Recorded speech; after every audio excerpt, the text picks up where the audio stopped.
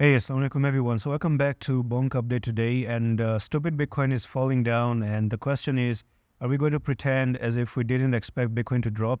Because it was pretty obvious for quite some time that Bitcoin is probably going to do some fall to the downside. It's probably going to make some dramatic moves as well. And right now, what I'm looking forward to is this little bit of a pattern going on, and you have almost like a descending triangle at the moment, perfect one, and you've already broke to the downside, so maybe at least you do have some opportunities to trade, and you can expect a little bit of a retest here, so you can actually go back up to 2416, get rejected here, and maybe fall down one more time.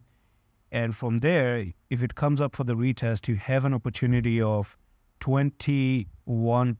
At least you do have something to trade in the future. Now, I don't trade futures, so people who can actually trade futures, maybe this is a potential chance, by the way. Now, the worst that you can drop, and this could be expected, is actually back down to 1381. If you can actually expect a dramatic fall down to 1342, because Bitcoin can look to go down to maybe 51,000 or 52,000. I do have a whole video on Bitcoin right now. You can just go and watch that video to get more information on what's about to happen next.